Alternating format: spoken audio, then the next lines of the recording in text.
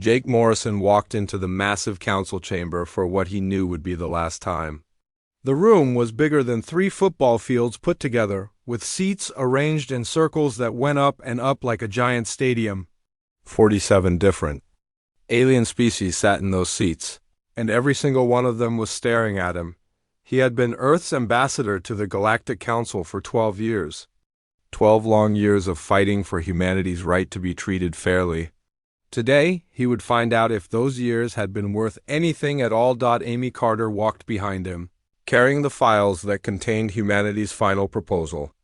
She had worked on those documents for 3 years. Every page represented the hopes and dreams of 8 billion humans living on dozens of worlds across the galaxy. The proposal was simple: give humans equal representation in the council-based. On their population and contributions, the chamber fell silent as Jake reached the central speaking platform. He looked up at the alien faces surrounding him. Some had scales, others had fur. Some looked like giant insects, while others were made of what appeared to be living crystal. Despite their differences, they all had one thing in common: they all thought humans were too young and stupid to deserve equal treatment. "Honored counselors," Jake began, his voice carrying clearly through the chamber's sound system, "I stand before you today to present humanity's final request for equal representation in this body." A clicking sound came from the Zephyrian section. Counselor Vexthara, a creature that looked like a cross between a praying mantis and a spider, was making what humans had learned was their version of laughter. "Final request?" she clicked. "How dramatic. Your species acts like children throwing tantrums when they don't get their way." Jake felt his jaw tighten, but he kept his voice calm. "Counselor Vexthara, humanity has been a member of this council for 300 years. In that time, we have contributed more to galactic peace and prosperity than many species who have been here for millennia." The Alterian representative, High Counselor Zanmora, floated forward. Her body was transparent like jellyfish, and she glowed with different colors depending on her mood. Right now, she was glowing a bright orange that Amy had learned meant condescension. Contributed. Zanmora's voice sounded like music, but her words were sharp. "Your species has been here for barely a moment in galactic terms. We Alterians have maintained peace in this galaxy for over 30,000 years. What could you possibly teach us?" Amy stepped forward and handed Jake a datapad. He looked at it briefly, then began to read. "In the past 10 years alone, humans have provided solutions to 37 major galactic crises. When the hegemony invaded the Outer Rim territories, it was Captain Don Rodriguez and the human Third Fleet that held the line until reinforcements arrived. We lost 8,000 human lives in that battle." The chamber was quiet now, Jake continued. "When the plague hit the Centauri colonies 3 years ago, it was Dr. Lisa Park who developed the cure that saved 14 million lives. When the trade routes through the Void Nebula became dangerous due to stellar instability, it was human engineers who designed the early warning systems that have prevented dozens of ship losses." "Anyone could have done those things given enough time," interrupted Counselor Mordick of the hegemony. His species looked like walking rocks, and his voice sounded like gravel being crushed. "But you didn't do them," Amy found herself saying, stepping forward despite protocol. "You had thousands of years to solve these problems, and you didn't. Humans did them in decades." Jake held up his hand to quiet Amy, but he was proud of her for speaking up.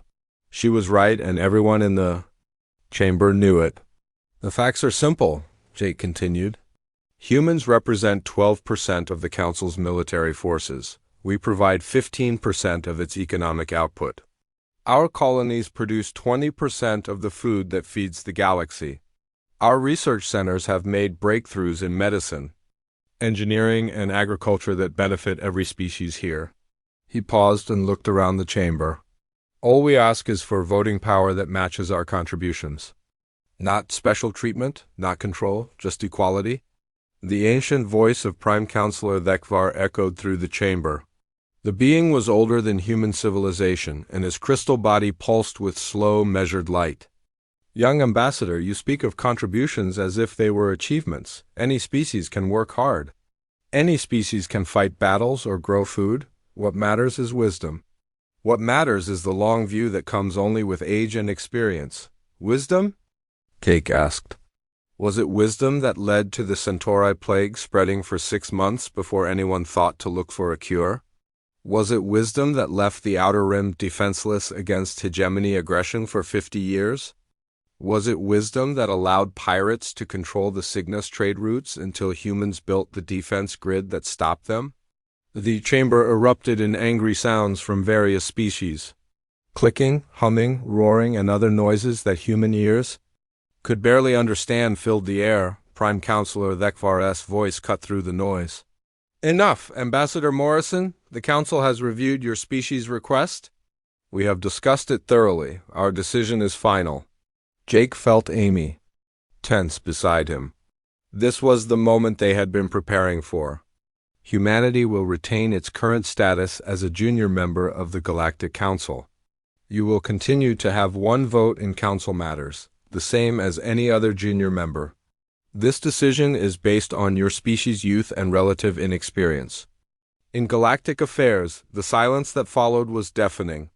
Jake looked down at the datapad in his hands. 3 years of work.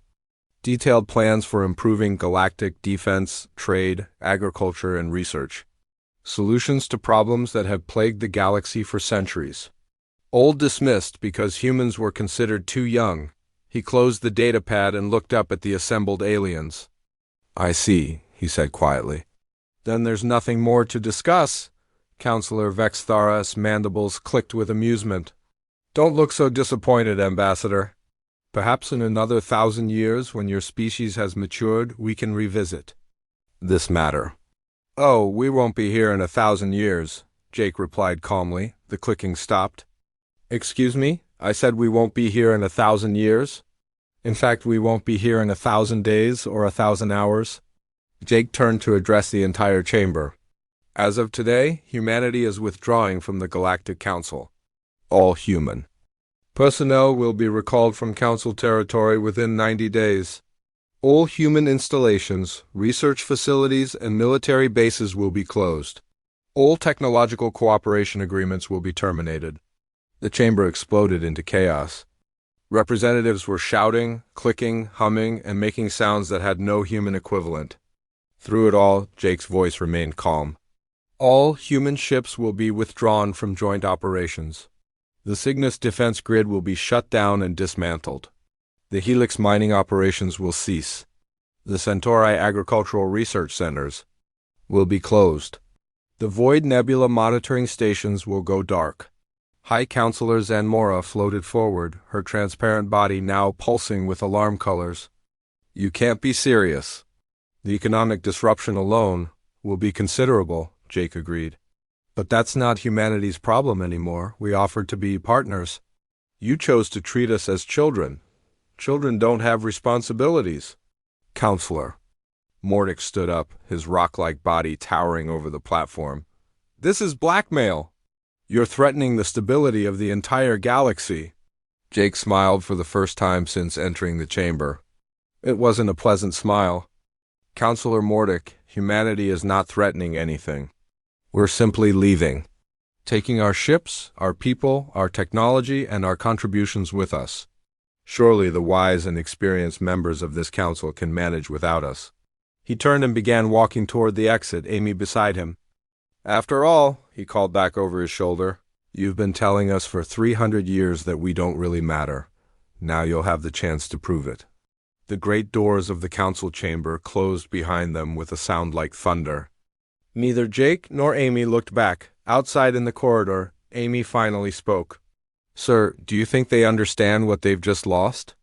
Jake Morrison looked out through the great windows at the stars beyond. No, Amy, but they will. 3 months had passed since Jake Morrison walked out of the Galactic Council chambers. Now, Rick Johnson stood in the empty halls of Research Station Kepler 442, checking his list one final time. The massive facility had been humanity's main research center for alien biology and medicine. For 20 years, humans and aliens had worked together here, making discoveries that saved millions of lives across the galaxy. Now the labs were empty. The alien scientists had watched in growing confusion as their human colleagues packed up equipment, deleted files, and prepared to leave. At first, the aliens thought it was just another human dramatic gesture. They expected the humans to change their minds and come back within a few weeks. They were wrong. "That's the last data core," Rick called to his partner, Dr. Helen Martinez.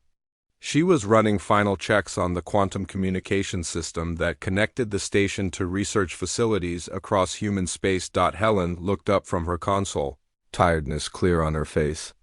They had been working 18 hours a day for 3 months to complete the evacuation. Every piece of human research, every breakthrough, every ongoing experiment had to be carefully moved to new facilities in human territory. "The Zephyrians have been sending messages all week," Helen said. "They want access to the bioregeneration research we were doing." Rick sealed the last storage container and shook his head. "Too bad for them.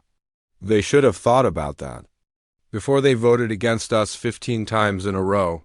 The bioregeneration research was particularly important. Humans had discovered a way to help alien species heal from injuries that had been considered permanent for thousands of years. The breakthrough could have revolutionized medicine for dozens of species. Now that research was being moved to human space, where it would benefit only humanity's allies. Similar scenes were happening on 47 different worlds. Captain LaVar Scott was overseeing the evacuation of Fortress Hadrian, the massive military base that had protected the Cygnus trade routes for 70 years. The fortress was built into a large asteroid and housed 30,000 human soldiers along with alien allies from 12 different species.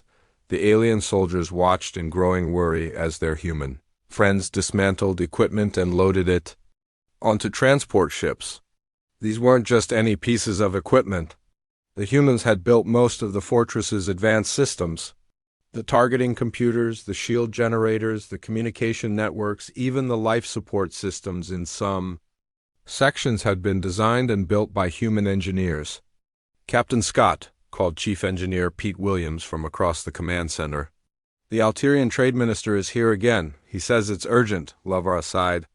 Trade Minister Kalthani had been visiting every day for 2 weeks, becoming more desperate each time. The Alterians were starting to understand that the humans hadn't just provided workers for the Cygnus defense system. They had designed it, built it, and maintained it. Without human engineers, the system would start breaking down within months. "Tell him the same thing I told him yesterday," LaVar said. "All human military equipment is being moved to human space. If the Council wants to defend the trade routes, they can do it with their own technology."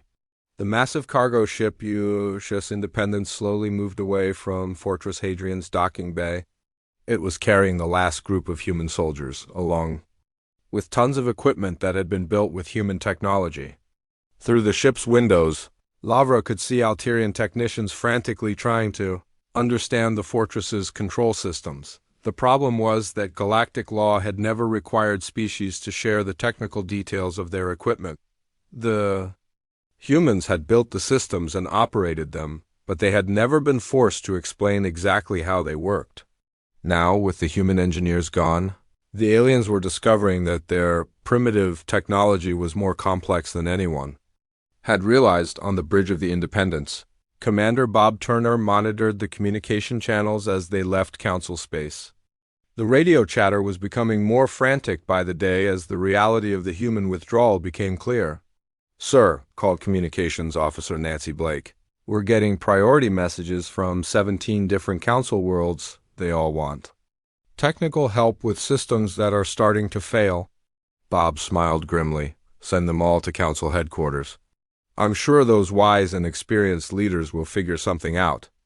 As the Independence jumped into hyperspace, carrying the last human military unit out of Council territory, something happened that hadn't occurred in over 70 years. Pirates attacked a convoy in the Cygnus trade routes and succeeded. The attack itself wasn't particularly sophisticated. A small group of raiders with outdated weapons managed to disable 3 cargo ships and steal their contents. In the old days, such an attack would have been detected by human monitoring stations hours before it happened. Human patrol ships would have intercepted the pirates long before they reached the trade convoy, but the monitoring stations were now unmanned, and the patrol ships were gone. On the agricultural world of Centauri Prime, Dr. Sam Wilson was loading the last of his research onto a transport ship. For 15 years, he had worked with alien farmers to develop new crops that could grow in the harsh conditions of frontier worlds.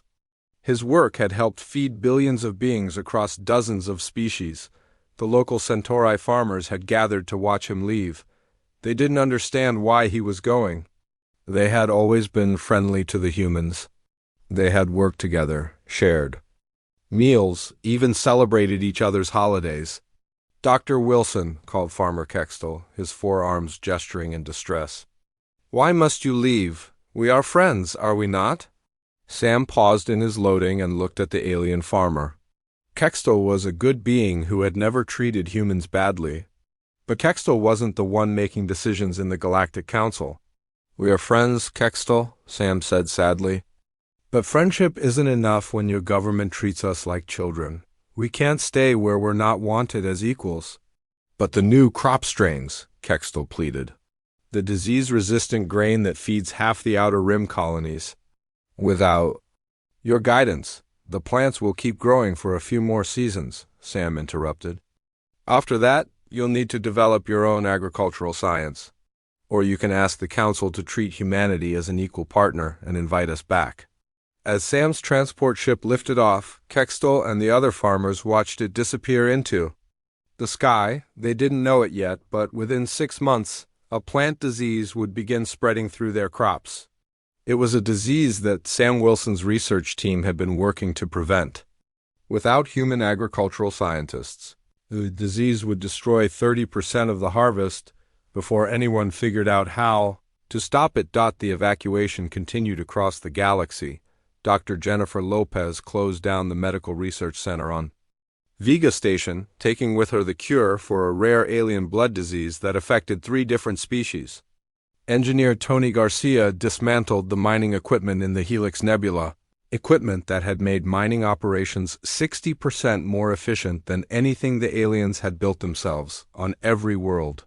The pattern was the same. The aliens watched in growing confusion and worry as humans calmly, methodically, and thoroughly removed every trace of human presence from council space. There was no anger, no shouting, no dramatic gestures. The humans simply packed up their things and left. Captain Maria Santos commanded the evacuation fleet as it gathered at the edge of council space. Hundreds of ships carried millions of humans and all their possessions toward the frontier regions where humanity had been building new colonies. "Final count, Captain," reported her aide, Lieutenant Chris Parker. 2.3 million humans evacuated from council space, all research facilities closed, all military installations abandoned or dismantled, all technological cooperation agreements terminated. Maria looked out at the fleet of ships carrying humanity away from the galactic civilization they had helped build and protect for 3 centuries. "Any messages from the Council?" she asked. "A few requests for technical assistance," Chris replied. "Nothing official." Maria nodded. The Council leadership was still too proud to admit they had made a mistake. They would learn soon enough. As the human fleet jumped into hyperspace, heading for the frontier worlds where they would build a new future, the Galactic Council experienced something it hadn't faced in 50,000 years, uncertainty about the future. The humans had left quietly, without threats or ultimatums. But in their silence, they had taken with them the innovations, the solutions, and the quiet competence that had held galactic civilization together. Now the galaxy would discover what it was like without them. 6 months after the humans left, Counselor Vexthara stood in what remained of Mining Station Omega-7. The facility looked like a war zone. Twisted metal and broken equipment were scattered everywhere. Emergency lights flickered in the darkness, and the air smelled of burned electronics and fear. "Tell me again how this happened," she demanded, her mandibles clicking with barely controlled anger. Engineer Tixmora shifted nervously beside her. His insect-like body was smaller than hers, and his voice trembled as he spoke. The mining drones require constant adjustment because of the electromagnetic storms in the Helix Nebula, he explained. The humans had created a computer program that automatically fixed the drone's navigation systems when the storms interfered with their sensors.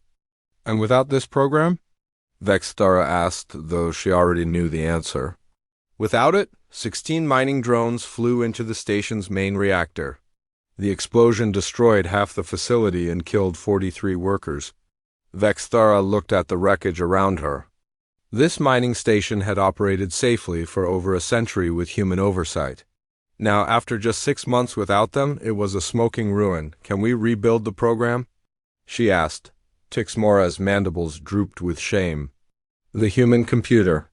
Code is based on mathematical principles that we don't understand. Their approach to solving problems is very different from ours. They think in ways that seem random to us, but somehow they always find solutions that work. Similar disasters were happening across the galaxy. On the agricultural world of Centauri Prime, Farmer Kextal stood in his fields watching his crops die. A plant disease was spreading through the grain that fed billions of beings across dozens of worlds. The disease wasn't new, but the treatment, for it was gone. Dr. Sam Wilson had been working on a new vaccine for this exact disease before the humans left. His research was 90% complete. The remaining work would have taken him maybe 2 months to finish.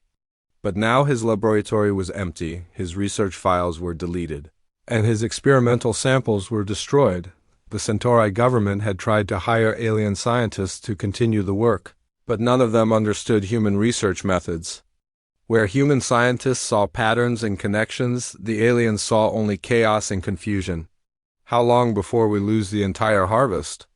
Kextal asked the agricultural inspector who was examining his dying plants. The inspector, a Zephyrian named Veltar, clicked his mandibles sadly. At the current rate of spread, 6 weeks. Maybe 8 if we're lucky? Kextal looked across his fields at the grain that was supposed to feed his family and thousands of others. What about the other worlds? Are they having the same problem? Worse, Veltar replied. At least your world still has some healthy crops left. 3 colonies in the Outer Rim have already lost everything.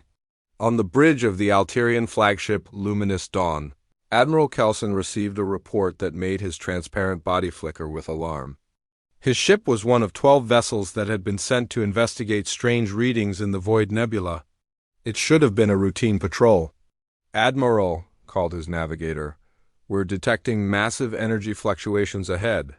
The stellar activity is off the charts? Kelson floated toward the main display screen. What kind of energy fluctuations?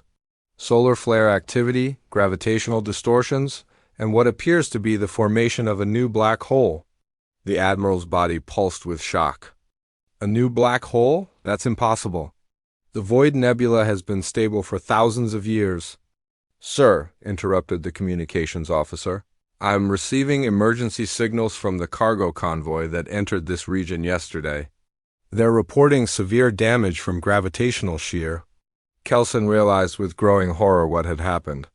The humans had maintained a network of monitoring stations throughout the Void Nebula. These stations had tracked stellar activity and warned ships about dangerous conditions. The early warning system had saved countless lives over the decades, but the monitoring stations had been shut down when the humans left. Now ships were flying blind into one of the most dangerous regions of space. How many ships were in that convoy? Kelson asked. 43 vessels, sir. Mostly cargo haulers carrying supplies to the Outer Rim colonies. And how many are still responding to communication? The communications officer's voice was barely a whisper. 14, sir. 29 ships lost in a single incident. Over 800 crew members dead or missing. All because the Council had been too proud to treat humans as equals. The disasters weren't limited to space. On the resort world of Paradise Station, Chief of Security Morkex faced a crisis he had never experienced before. The station's crime rate had increased by 300% in just 6 months. The problem wasn't that the station had become more dangerous. The problem was that the security systems designed and maintained by humans were failing. Without human technicians to maintain the equipment, security cameras went dark. Alarm systems malfunctioned and identification scanners stopped working properly. "Chief," called Detective Yaxtel from across the security center, "we have another break-in at the luxury hotels. The perpetrators disabled the security system before they entered." Morkex looked at the bank of dead screens that should have been showing security feeds from across the station. "How did they disable the system?" "We don't know, sir.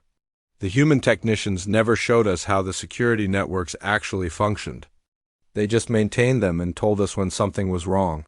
Similar problems were occurring on worlds throughout Council space. The humans hadn't just been workers or soldiers or researchers. They had been the ones who found solutions to problems that other species hadn't even realized existed. Prime Counselor Thekvar called an emergency session of the Galactic Council. The ancient being's crystal body pulsed with distress as representatives from 44 species gathered in the Great Chamber. 3 species had already declared independence from the Council, unable to maintain their infrastructure without human support. "The reports from across Council space are troubling," Thekvar announced, his voice carrying the weight of 50,000 years. "Economic losses are mounting. Infrastructure is failing. Several colony worlds are requesting emergency assistance." "Counselor." Zanmora floated forward, her transparent body dim with stress. "The trade networks have collapsed in 17 different sectors. My people alone have lost over 60 billion credits in the past 6 months. The humans weren't just contributors to our economy, they were the ones who made it work efficiently." "Hi." Admiral Zarthok of the Hegemony military stood to address the assembly. His rock-like species had always prided themselves on their strength and independence, but even they were struggling.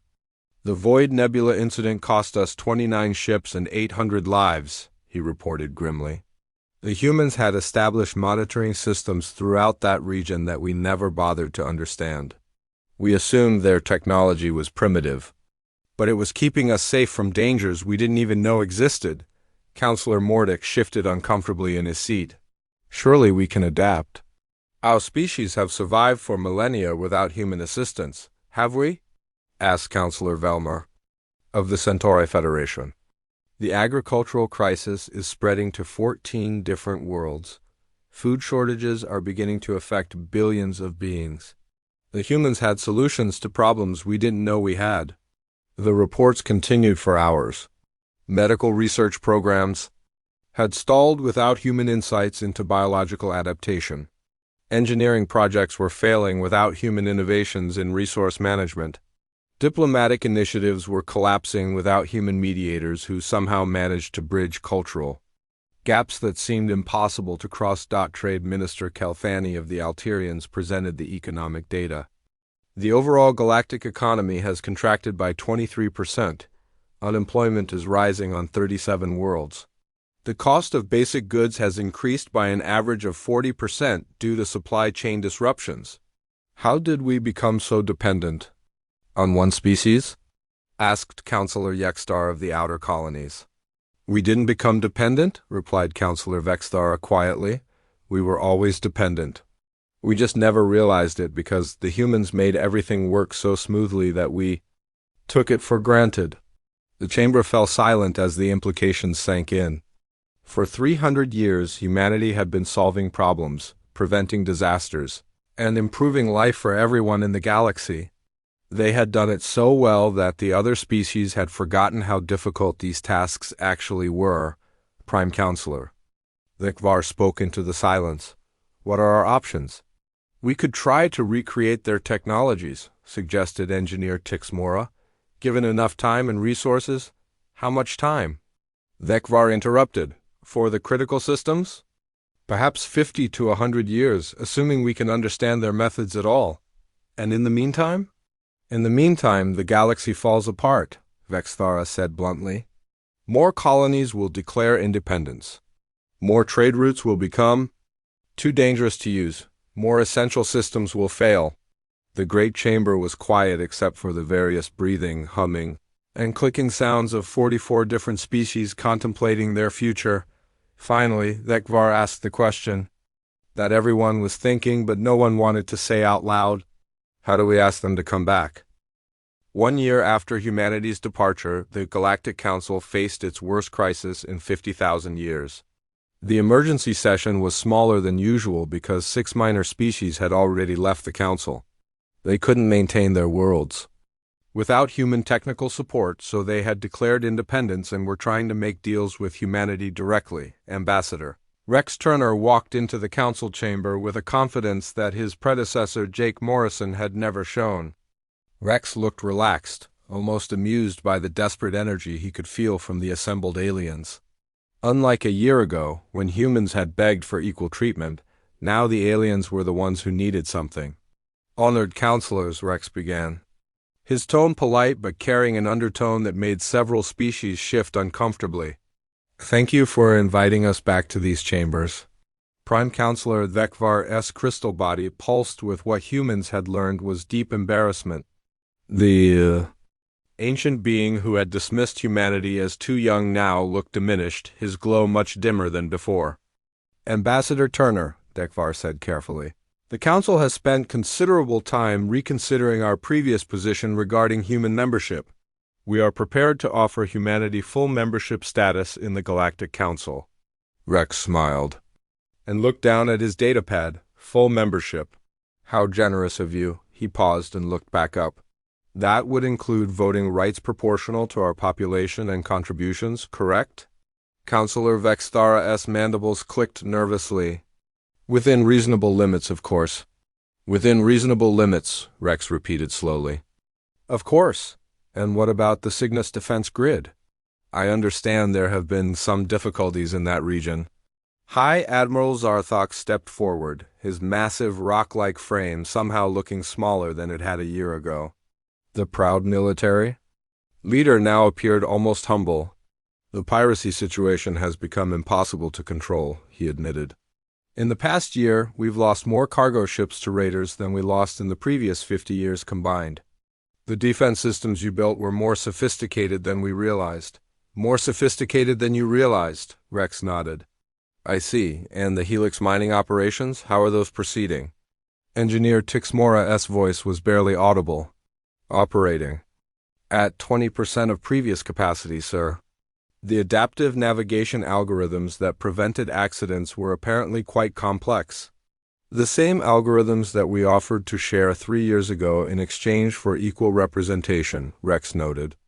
Consulting his datapad, the same algorithms that this council dismissed as primitive computational methods. During the debate over human membership rights, the chamber fell completely silent except for the various breathing and nervous sounds of 41 different species. 3 more had left since the session began, declaring that they couldn't afford to wait for lengthy negotiations while their worlds suffered. Rex let the silence stretch for a full minute before continuing. I should mention that the Terran Federation has been quite busy this past year. We've established new partnerships with many former Council territories. The Rigel Commonwealth, the Free Worlds Alliance, the Independent Systems Collective. All of them found they prefer dealing with us directly rather than going through Council bureaucracy. Counselor Calthani's transparent form flickered with alarm. Those were Sovereign Council territories. Were, Rex corrected gently, past tense.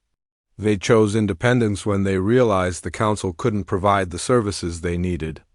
We simply offered them the same protection, trade agreements, and technical support they were used to receiving. Minus the Council oversight, of course. Trade Minister Yelmora of the Centauri Federation leaned forward desperately. Ambassador Turner, our agricultural crisis has spread to 23 worlds. Billions of beings are facing food shortages. Surely humanitarian concerns outweigh political disputes. Rex turned to look at the Centauri representative. Humanitarian concerns. Interesting phrase coming from species that voted against human representation 15 times in 3 centuries. He paused, but you're right. Humanitarian concerns should outweigh politics. That's why we've been providing food aid to the independent worlds that have joined our alliance. What about Council worlds? Asked Counselor Mordick. What about them? Rex replied. The council made it clear that our contributions weren't particularly valuable. I'm sure your experienced leadership can handle the situation. Prime Counselor. Vekvar's ancient voice carried a note of desperation that hadn't been heard in the chamber for millennia. Ambassador Turner, what would it take for humanity to return to the council? Rex closed his datapad and looked around. The chamber. It was the same chamber where humanity had been dismissed as too young, too inexperienced, too presumptuous to deserve equal treatment. Now these same beings were begging for human help. The Terran Federation will consider returning to council membership under specific conditions, he said formally. First, full voting rights based on population and economic contribution, not on how long our species has been in space. Several council members started to object, but Rex continued calmly. Second, permanent human representation on the council. Security Committee, the Economic Planning Board, and the Scientific Research Directorate. That's unprecedented, screeched Councillor Yexstar. So was dismissing the species that provided 12% of your military, 15% of your economy, and solutions to 37 major crises, Rex replied. But you set that precedent. Third, he continued, a formal apology from this council for 3 centuries of dismissive treatment and acknowledgement that human contributions were consistently undervalued. The chamber erupted in angry sounds from various species, but Rex wasn't finished. Fourth, any technologies or innovations previously developed by humans and currently in use by council members will require licensing agreements. The Cygnus Defense Grid, the Helix mining systems, the Centauri agricultural treatments, the Void Nebula monitoring networks. All will be operated under human oversight with appropriate compensation. Councillor Mordick stood up, his rock-like body shaking with rage. This is extortion! You're holding the entire galaxy hostage, Rex shrugged. This is business, Counselor. The same kind of business that allowed humanity to establish profitable partnerships with 37 former council worlds in the past 12 months. He looked around the chamber, meeting the eyes of species that had once considered humans beneath their notice. The council spent 50,000 years believing that age equals wisdom, that longevity equals capability. You thought that because you were older, you were automatically better. Humanity spent 3 centuries proving that innovation and determination could accomplish what millennia of ancient wisdom couldn't.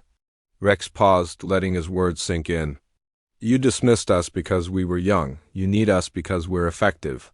Councillor Vextara's mandibles clicked rapidly with what humans recognized as panic. The economic disruption alone would be catastrophic if these conditions aren't met. Would be? Rex asked. Councillor, the disruption is already happening. Food shortages, infrastructure failures, security breakdowns, trade route collapses. The galaxy is discovering what it's like without human contributions. Trade Minister Kalthani floated forward desperately. Surely we can negotiate these terms. Some compromise. The time for compromise was 3 years ago when we offered partnership and were told we were too young to matter, Rex interrupted. You had 3 centuries to treat us fairly. Instead, you gave us junior status while taking our innovations, our solutions, and our sacrifices for granted. He stood up and prepared to leave, just as Jake Morrison had done a year earlier. The Terran Federation's terms are final and non-negotiable. You have 1 month to decide. After that, we'll assume you've chosen to continue managing galactic affairs with your own ancient wisdom. As Rex walked toward the exit, Prime Counselor Thekvar called out one last desperate question. What if we refuse? Rex paused at the chamber. Doors and looked back. Then you'll discover whether 50,000 years of experience can replace 300 years of human innovation. Based on the past 12 months, I wouldn't bet on it. The great doors closed behind him, leaving the council to contemplate a choice between their pride and their survival. 2 years after the Great Departure, as history books were already calling it, the galaxy looked completely different. The Galactic Council still met in the same massive chamber, but the power structure had changed forever. Humans were no longer asking for a seat at the table. They were running the table, President Carolyn Nash, stood at the podium where Jake Morrison had once pleaded for equality. Now she held the position of Senior Human Representative, a rank created specifically to acknowledge humanity's leadership role in galactic affairs. Beside her stood Admiral Kevin Brooks, commander of the Joint Defense Forces, and Dr. Patricia Lee, head of the Galactic Innovation Council. The quarterly reports show continued improvement across all sectors, Carolyn announced to the Assembly. Of 41 species, 6 more had left the Council in the past year, choosing to join humanity's growing alliance instead. Piracy in the Cygnus trade routes has dropped to the lowest levels in a century. The Helix mining operations are now producing 20% more than before the crisis. Agricultural yields in the Centauri sector have reached record highs. Councillor Vextara, now serving as Deputy Defense Coordinator under Admiral Brooks, clicked her mandibles in genuine appreciation. The proud Zephyrian, who had once mocked human contributions, now worked directly under human leadership. The new adaptive defense protocols have exceeded all expectations, she reported. I must admit that human problem-solving methods continue to surprise us. Where we see obstacles, humans see opportunities. Prime Councillor Thekvar, his crystal body now pulsing with contentment instead of stress, addressed the Assembly. The ancient being who had once dismissed humanity as too young now spoke of them with deep respect. The Council acknowledges that our previous policies were based on outdated thinking. The past 2 years have proven beyond doubt that wisdom comes not from age, but from results. Innovation trumps tradition? Admiral Brooks stepped forward to deliver the military report. His calm confidence was a stark contrast to the desperation that had filled this chamber 2 years earlier. The combined human-alien defense fleets have successfully stopped 4 major hegemony invasions in the Outer Rim. The new joint training programs have improved overall fleet effectiveness by 57%. What he didn't mention, but what everyone in the chamber understood, was that human military strategies had revolutionized galactic defense. Human tactics weren't based on ancient battle plans or traditional formations. They adapted constantly, using creativity and innovation to defeat enemies that had been problems for millennia, the hegemony. Once the galaxy's most feared military threat had been stopped cold by human-led forces that thought outside the box. Where alien commanders followed predictable patterns, human leaders used surprise, misdirection, and rapid adaptation to win battles that should have been impossible. Dr. Patricia Lee concluded the session with the research report. Her team had made more scientific breakthroughs in 2 years than the Council had achieved in the previous century. The new collaborative research programs have produced advances in 23 different fields, she announced. By combining human adaptability with alien knowledge, we've solved problems that neither could have handled alone. The medical breakthroughs alone had saved millions of lives. Human researchers had a gift for seeing connections that escaped other species.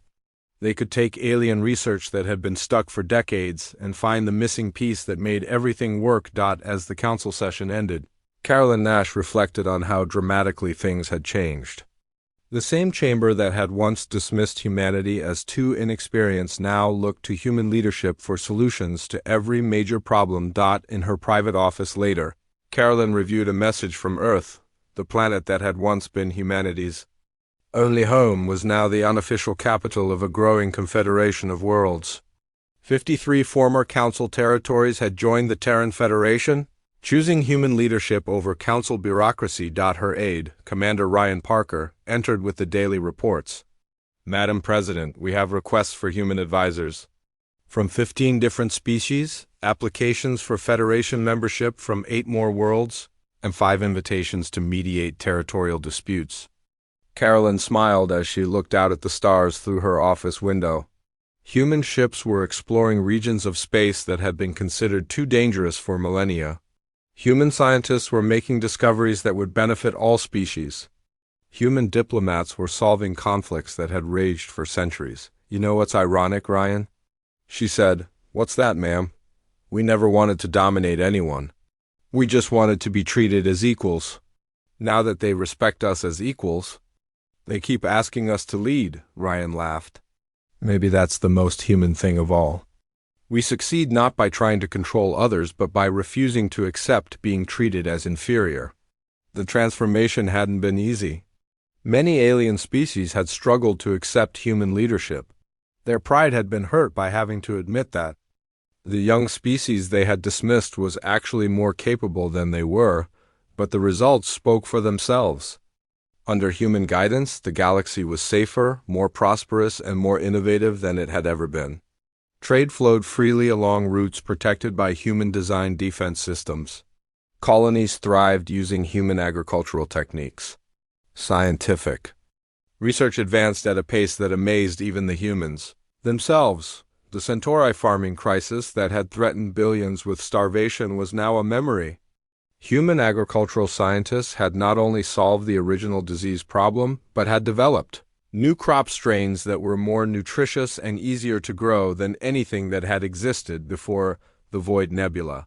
Once a dangerous region that claimed dozens of ships every year was now one of the safest areas of space.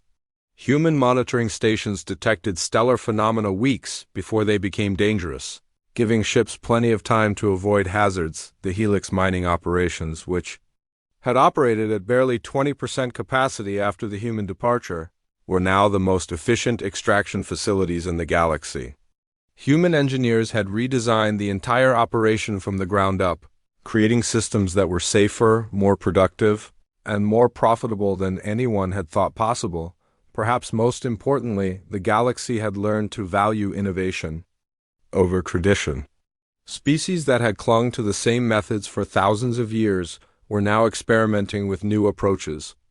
The human example had shown them that being young didn't mean being inferior, and being old didn't guarantee being wise.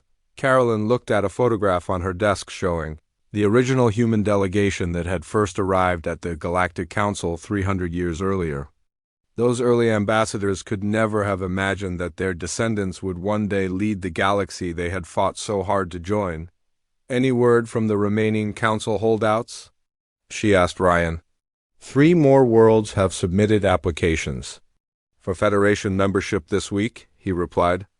At this rate, the old Galactic Council will be down to maybe a dozen species within the year. Carolyn nodded. It wasn't that humans were trying to destroy the Council. They simply offered a better alternative. Worlds that joined the Terran Federation got protection, prosperity, and partnership. Worlds that stayed with the Council got bureaucracy, tradition, and slow decline. Schedule a meeting with the Federation Leadership Council, Carolyn said. We need to discuss expansion protocols. If we keep growing at this rate, we'll need new administrative structures. As Ryan left to arrange the meeting, Carolyn returned to her window view of the stars. Somewhere out there, human explorers were pushing into uncharted regions of space. Human researchers were unlocking secrets of the universe. Human diplomats were bringing peace to conflicts that had seemed unsolvable. The galaxy had learned an important lesson. Age didn't equal wisdom. Tradition didn't guarantee success. Sometimes the youngest voice in the room had the most important things to say, and when humanity had finally been pushed too far, when they had silently departed from a galaxy that didn't appreciate them, that silence had been the loudest statement of all. Now the galaxy was learning to listen.